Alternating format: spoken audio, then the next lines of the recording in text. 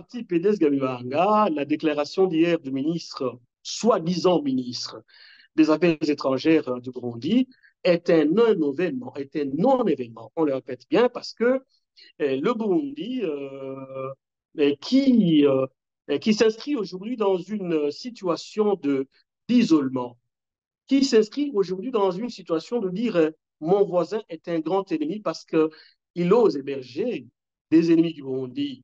Je pense que ça, c'était un événement, c'était un non-événement.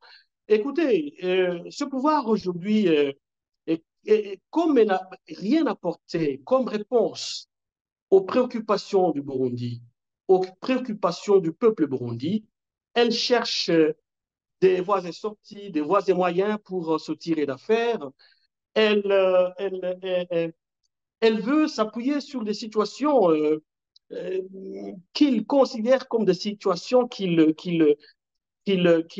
rendent légitime. C'est un pouvoir, c'est un pouvoir qui n'est pas légitime depuis 2015. C'est un pouvoir qui a violé toutes les lois qui régissent le Burundi. C'est un pouvoir qui a violé la Constitution. C'est un pouvoir qui a violé l'accord d'Arusha, pourtant qui avait connu la participation des illustres personnalités de ce monde, à savoir Nelson Mandela, à savoir Julius Nyerere, à savoir Bill Clinton, qui était un ex-chef d'État des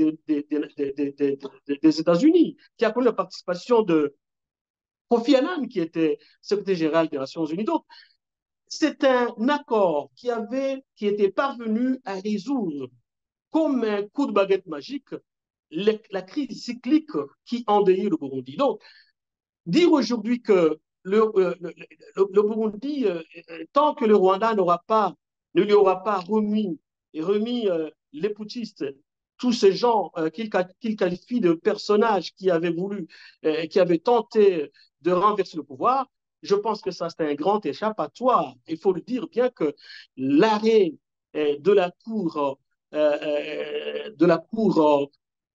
de justice de l'East African Community a tranché. Il a été clair là-dessus pour dire que le pouvoir CNDD-FDD n'est plus légitime aujourd'hui. Le pouvoir CNDD-FDD a violé les lois, a violé l'accord d'Arusha, la Constitution, qui sont devenus une réponse à la crise cyclique qui avait enduré le Burundi. Donc, et de conclure en disant des gens qui sont aujourd'hui qualifiés des gens qui ont voulu renverser le pouvoir, ce sont tous ces gens-là, c'est plutôt des héros. C'est plutôt des gens qui ont agi conformément à la loi. C'est pourtant des gens qui ont agi ainsi pour sauvegarder la République parce que aujourd'hui, notre pays n'est plus une république. Notre pays, c'est vraiment toute une jungle. Donc, ces gens-là, ils sont plutôt ils agissaient dans la légalité la plus absolue. Ils agissaient pour s'assurer que les lois sont respectées. Ils s'assuraient pour s'assurer que Mourouziza ne viole pas la loi, ne s'avance pas sur un troisième mandat qui est illégal. Écoutez bien, pour vous donner un exemple d'un pays à côté, la Tanzanie, Nyerere a confectionné la constitution de la République de Tanzanie, unie de Tanzanie, qui limite les mandats présidentiels à deux uniquement. Et depuis que Nyerere est parti, eh ben, les Tanzaniens respectent les institutions tanzaniennes respectent cette constitution parce qu'aucun président de la Tanzanie ne peut s'avancer sur un troisième mandat illégal. Pourquoi cela a été possible au Burundi? Donc, nous pensons que la déclaration du ministre est un non-événement, c'est pour distraire les gens et c'est pour vouloir un peu, euh, c'est pour continuer à rendre compte de leur existence.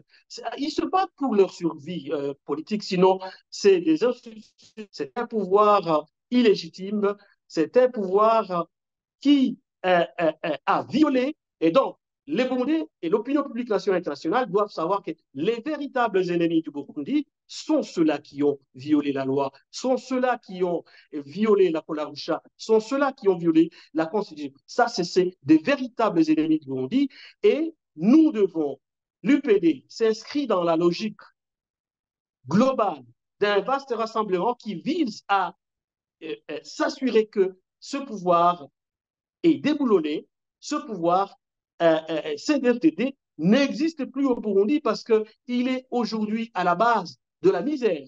Écoutez, quand on viole une loi, quand on viole une constitution, quand on viole un accord d'Arusha, écoutez, vous attirez une malédiction.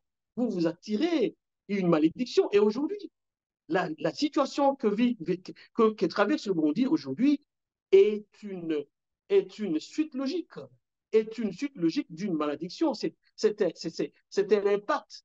C'est une malédiction qui s'est abattue sur notre pays.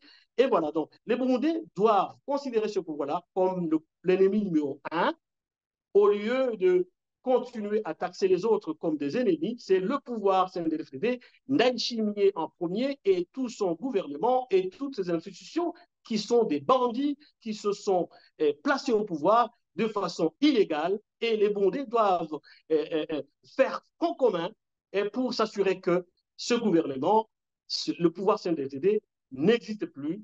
Le pouvoir CNDD-FDD quitte la scène politique au détriment d'un autre système qui reviendra à la base, qui reviendra à la loi, qui pourra restaurer l'accord d'Arusha, qui pourra restaurer la Constitution pour le bien-être de la population et du peuple burundais et du Burundi de façon générale.